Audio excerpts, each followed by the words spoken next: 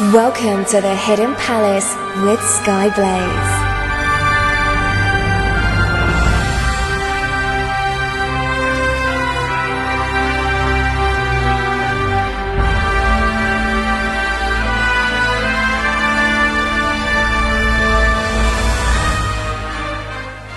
Hello, good people. Good morning, afternoon, evening, or night, wherever you are in the world. Today is episode 13 of the Hidden Palace, and it is my last show of this year. Yes, I will be back next year with some more facts and trivia, so fear not. I hope everybody enjoyed Winterfest, by the way, and my special Winterfest episode. I had a great time. I missed some of it because I was working, doing my other job as a DJ. Hang on. Never mind. But I was working for some of it, so I did miss some of it, but what I did manage to listen to was great. Well done to everybody, and well done to Casey for organising it. But for my regular episode for this week, I'm going to be talking about the Master System. Though a lot of casual Sega fans think that the Master System was actually Sega's first console, as I did mention in a previous episode, it actually isn't the first. The SG-1000 came first, though it wasn't terribly impressive in terms of hardware. It was mostly a glorified clone of a ColecoVision and kind of played Pong variants and not much else. Oh well. Come 1985, Sega realised that the SG-1000 was getting a bit long in the tooth and not keeping up with with its closest competitors, including Nintendo. So, it did a significant redesign and upgrade of the SG-1000 and dubbed it the Sega Mark III. Now, the Mark III had a faster CPU and video display processor, thus bringing it into line with things like the Famicom and the MSX2. But it retained backwards compatibility with SG-1000 games and peripherals. The Mark III also had a built-in card slot, which enabled it to play games from what was dubbed the Sega My Card format, which were credit card-sized disc games that were similar to floppy disks, but they were quite a bit cheaper than old-school cartridges and had a much less storage space. So smaller games, cheaper games, budget games tended to come on these little credit card-sized discs. I don't remember seeing a huge amount of those. I don't know if they just weren't released in the UK, but I don't really remember seeing them. So somebody else will have to tell me what they're like, because I've never seen any in the flesh. Anyway, I'm going to continue with some more stuff about the Master System after the break. But first of all, I've got some music, and from the Master System release of Sonic the Hedgehog, we have Jungle Zone.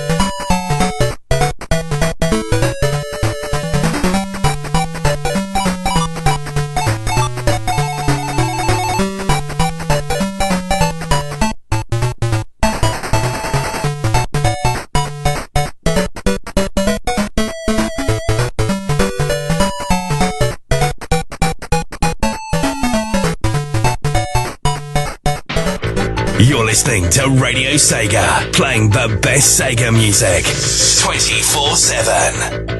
Sega!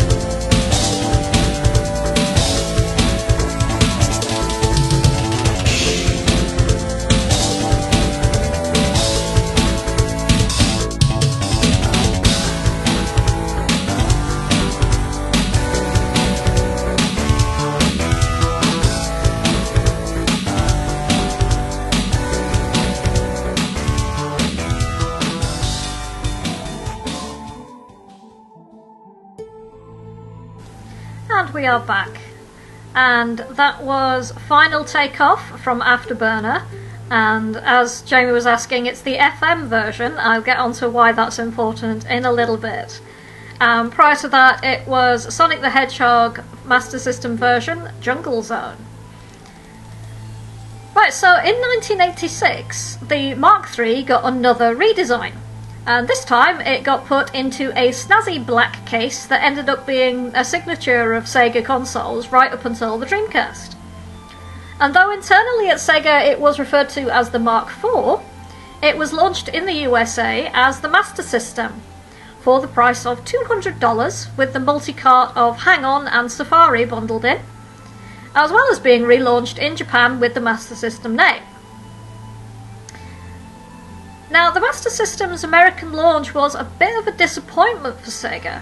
Nintendo's NES had a fairly well-established foothold by then, and exclusivity deals that Nintendo had signed with several popular third-party developers kind of strangled its potential game library somewhat. Sega hoped for a sales figure of over 400,000 consoles in 1986. Instead, they got about 125,000, which doesn't seem that bad until you look at the NES sales figures of 1.1 million. Good grief! It's also notable that the Mark III, as released in the US, had a significant disadvantage. It didn't have the FM sound chip built in, since for some reason it was left out of the international releases. Japan got the FM sound chip built into the console, and the earlier Mark III versions got an add-on that they could install themselves to get higher quality sound. Meaning that the music quality of the games is noticeably poorer in regions where they only had the PSG chip. So, if you're looking for music from the Master System, it's worth noting if it's FM or PSG, because they do sound a lot different. I mean, really, really different in some cases. I've primarily tried to stick to the FM versions of the soundtracks where possible on this show, because they do sound genuinely better. But it's a pretty interesting topic. It's very technical, so I'm not going to go into too much detail because people will get bored. I might find it interesting, but I'm aware that I'm a colossal nerd. So yeah, worth noting that there's two different forms of sound for the Master System, FM and PSG. This is important. So on that note, I think we should have some more music. So this is a remix. It's actually Super Hang On, but it sounds awesome, so I'm going to play it anyway. By Gibbs, and it's The Winning... what's it called? The Winning something or other. I can't see the thing. Play, you wretched thing. Oh good, my software's decided to not work. Right, okay. Right, Super Hang On The Winning Run by Gibbs, now that it's working. So, enjoy that.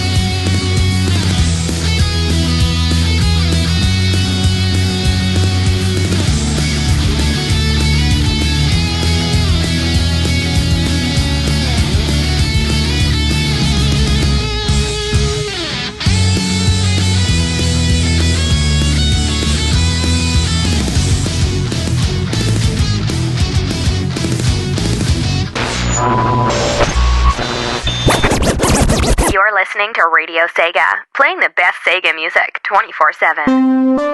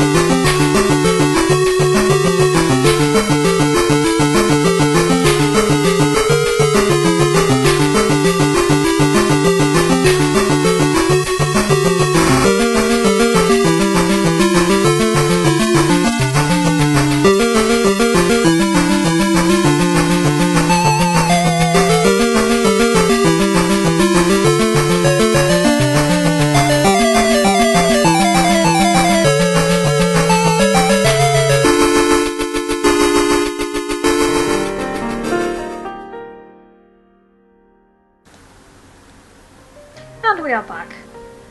And that was Epitaph from Master of Darkness. And prior to that, it was Super Hang On The Winning Run by Gibbs. So, hello to people who have just joined us in Discord chat. There is a bit of an argument going on regarding which is actually better, FM or PSG. I maintain that I tend to prefer FM, but if PSG is your thing, that's fair. Okay. Moving back on to the launch of the Master System, things were substantially more hopeful for Sega in Britain and the rest of Europe.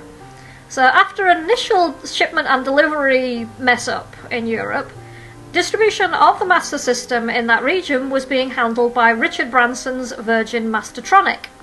since they just acquired the Mastertronic name at that point, which marketed the system fairly masterfully, masterfully, I am hilarious, as a home arcade machine, and touted its superior gaming capabilities compared to home computers like the ZX Spectrum and the Commodore 64, which, for those who lived in the UK at the time, pretty much dominated the landscape at that period in the UK. Mostly because you could literally buy tape games for about 60p. It was quite terrifying. Now, also contributing to Sega's success in this area was Nintendo's hugely botched launch in the UK.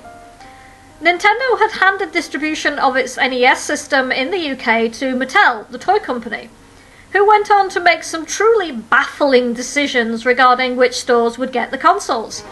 Many high street stores that you would expect to have consoles, like for example W.H. Smith's, weren't given any of the units, with the limited number of consoles instead going to places like, of all things, Boots Pharmacy. Whatever they were smoking, it was clearly the good stuff.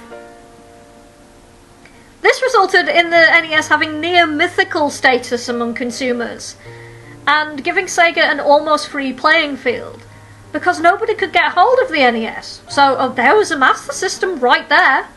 It was actually cheaper, the games were cheaper as well. So it made complete sense in that kind of market to instead buy the Master System. Okay, well done there. Let's have some more music, shall we? Let's have some Space Harrier. Let's have Hayao, the Space Harrier. This is the version I've got from Kahina Radio, so I'm not sure what version this is, because it doesn't actually say, which is inconvenient. But yeah, it's Space Harrier, so I hope you enjoy it.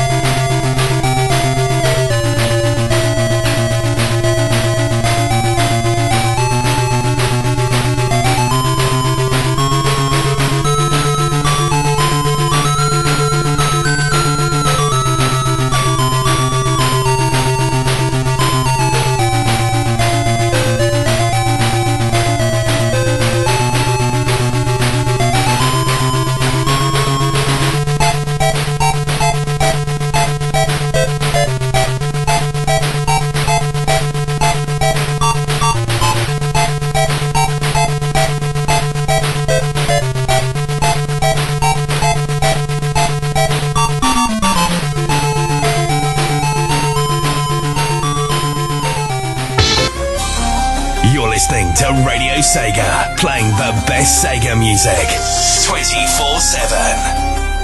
Sega!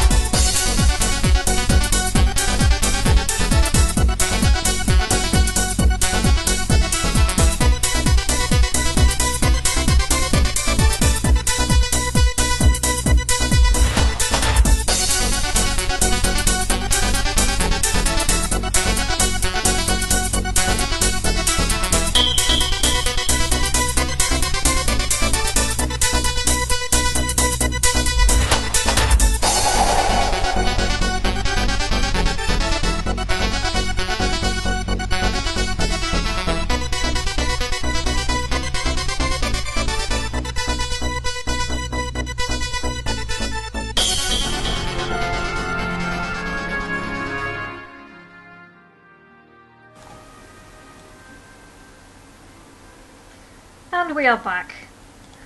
And the war over whether or not it's FM or PSG is still raging, and now, thanks to Twinny, there's a Twitter poll where you can vote on it's on the Radio Sega Twitter. So at Radio Sega, you can vote on whether or not you prefer FM or PSG. So far, with 75% of the vote, FM is winning. So that's up to you. But I personally prefer FM. I think it sounds better. If you prefer PSG, I am not judging you. But I do seem to have somehow ignited another war on the Radio Sega.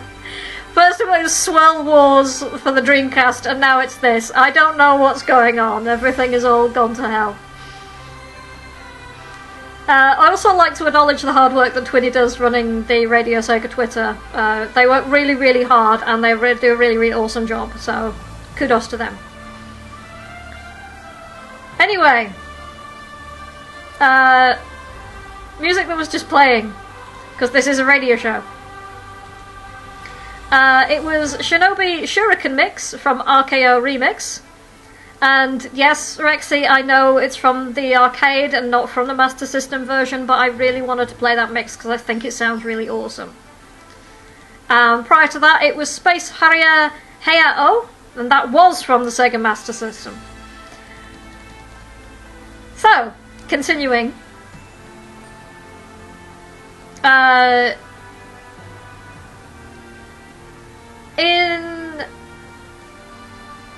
Where was I? In 1990, Sega did yet another redesign on the Master System, which resulted in the Master System Mark II, or Master System 2 as it's generally known, which removed the card slot and the expansion port. Sega marketed this as a budget console, a cheaper alternative to the new release Mega Drive. Though interestingly, despite its lack of expense, the Master System 2 has a reputation for being damn near indestructible. When I was in high school, I did actually know someone who dropped one from waist height onto a tile floor, then plugged it in and booted it up, and it worked fine. Because of course it did. What were you making these things out of, Sega? Adamantium? Ugh. Anyway, the downside of the removal of the expansion port meant that some add-ons like the Sega 3D glasses were not usable, I can say words, on that version of the console. No other Sega MyCard game cards that I mentioned earlier. Though most people in the UK considered that to be a reasonable trade-off for the cheapness of the console. Because, as I mentioned, it was a lot cheaper than most consoles, and the games were a lot cheaper, certainly than NES games.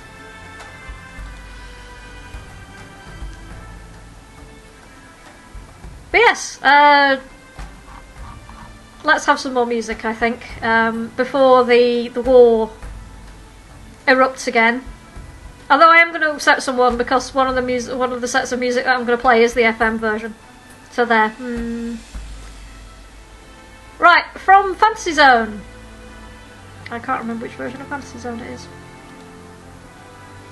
Fantasy Zone Neo Classic, which I don't think is a Master System version either, but sod it. Fantasy Zone is awesome. It is Start Opa Opa RD1.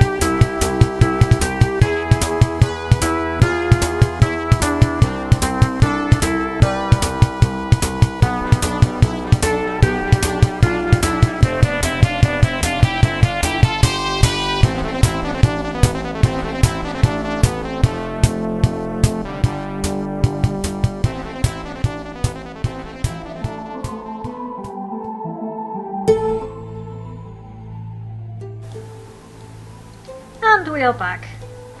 And that was Phantasy Star Dungeon 2, FM version. You may fight me, bearing in mind I have swords. And prior to that, it was Fantasy Zone Neoclassic Start Opa Opa RD1 version. The war is still raging in the chat. People have gone back to the Dreamcast Blue Swirl versus Orange Swirl versus Red Swirl wars. I am past caring. You guys carry on. Just go for it. Let me know if it comes to blows, because at least I can get popcorn. Right, back to the Master System, which is what I'm supposed to be talking about. Right, though the redesign and marketing tactics didn't work all that well in the US, in the UK, I remember that the Mark II Master Systems were all over the damn place, particularly the versions with the built-in copy of Alex Kidd in Miracle World. Everybody I know seemed to have one. I was actually one of the very few people I know who had a NES instead of a Master System too. Well, I'm sorry, okay? I was 6.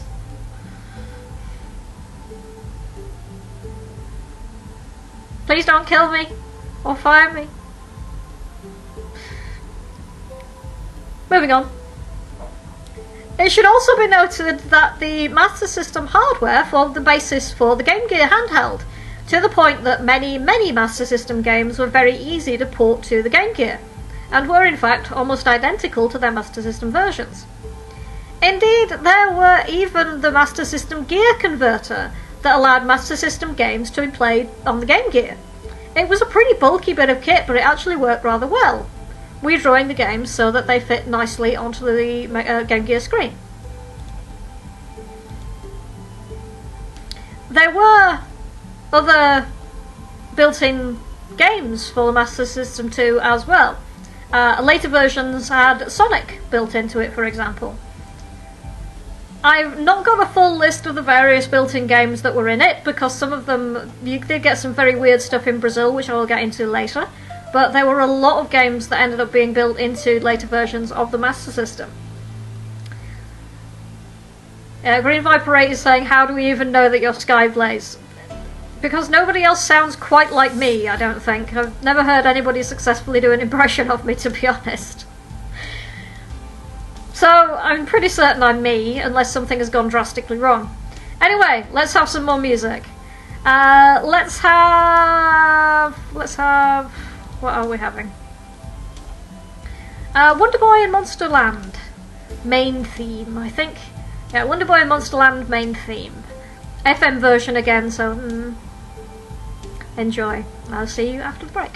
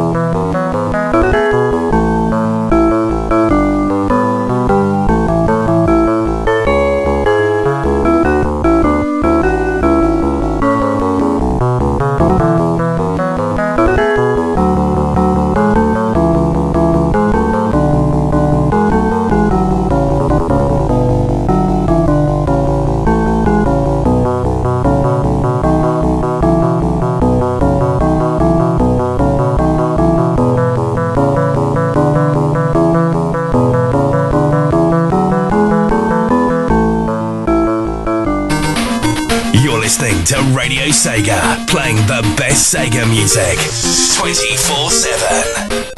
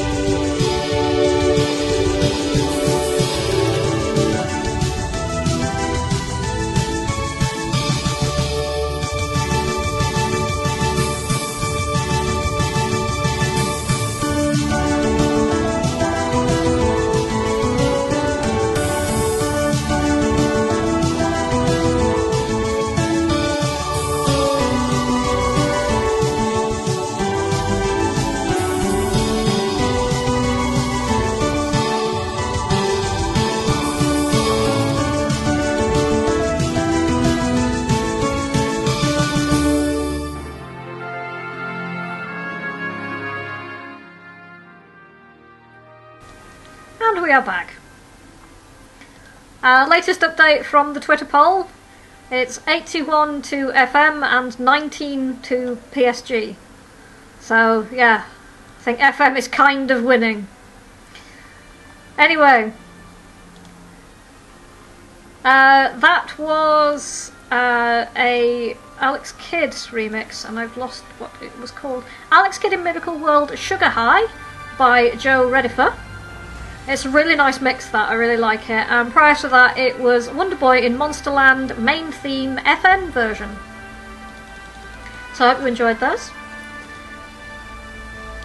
Right, there were some pretty nifty add-ons that were related to the Master System. And I say related because, for instance, there was the Master System base converter, which functioned as a relatively simple pass-through device that allowed you to play Master System games on your Mega Drive/Genesis.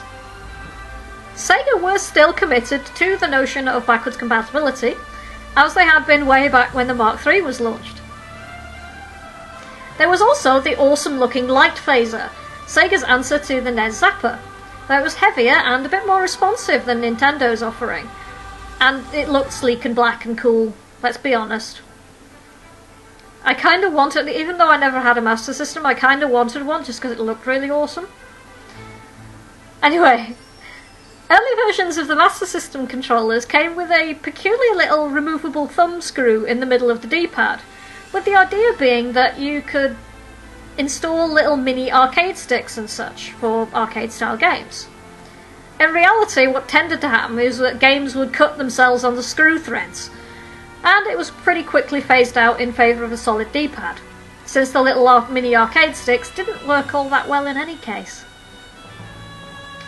Related to that was the so-called control stick, an ancestor to common arcade controllers that tend to be available now. The idea behind this was to give better control over arcade port games such as Afterburner and Outrun. Insert usual joke about confusing the two here. The problem was that Sega had inexplicably decided to put the buttons on the left and the control stick on the right. Yes. I'm left-handed, and it makes me shudder in horror. Why, Sega? Why would you do this? I don't understand.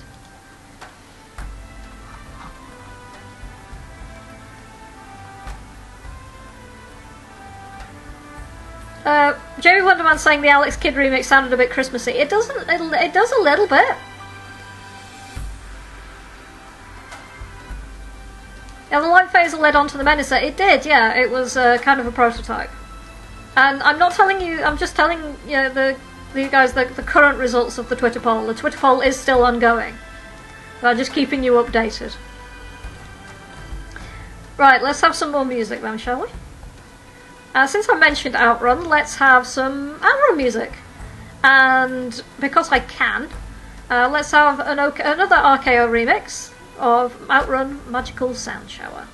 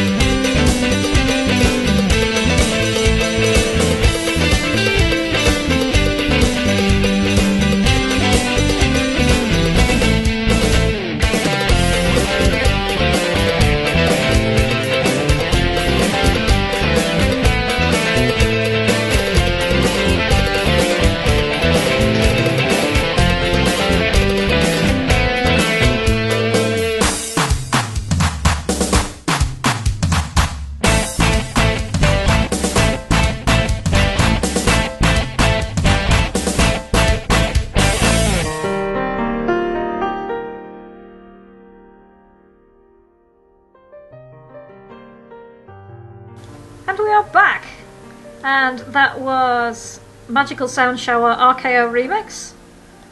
And yet again, it's not the Master System version, but it sounds really awesome, and I will take any opportunity to play RKO Remix music because it's brilliant. Right, so the chat's doing something weird, involves the letters RKO, I don't know what's happening. Anyway, I've mentioned on this show a couple of times before about Brazil being Sega's apparent spiritual home. Now, this love affair actually began with the Master System, which was released there in 1989. Ironically, just as the system was pretty much being discontinued in Japan, with the last Japanese game for the system, Bomberade, being released in that year. The release of the budget Master System 2 struck a particular chord in Brazil, where it sold like hotcakes, and continued to sell, and sell, and sell, to the point where, as of 2016, the Master System has sold over 8 million units in Brazil. 8 million. Good grief. Now, Brazil exclusive variants of the console, such as the Master System 3 and the Master System Compact, were produced by Brazil distributor Tectoy, and games such as Street Fighter II and Dynamite Headdy continued to be released in the region for the Master System throughout the 90s, although they were mostly ports of Game Gear games. And to this day, there are still plug-and-play variants of the console available in Brazilian shops. As in 2015, it sold 150,000 units, a figure which is comparable to Brazilian sales of the PlayStation 4.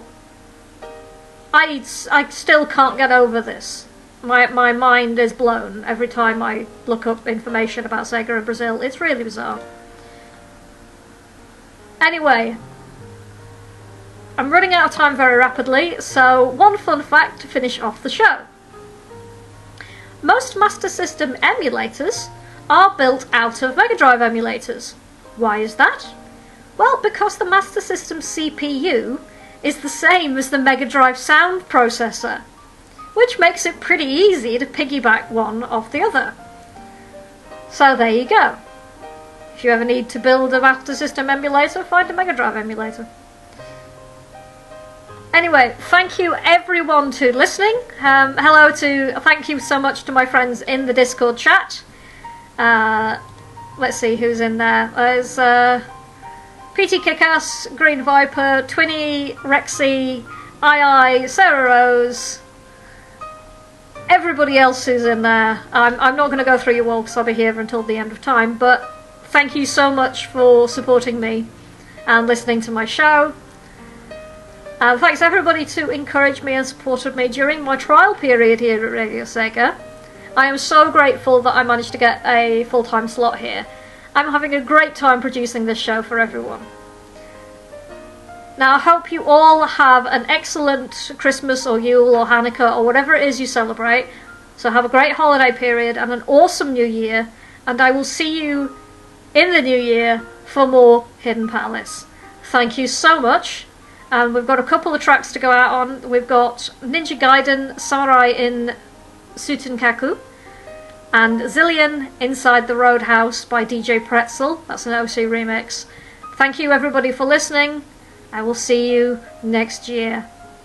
Good night.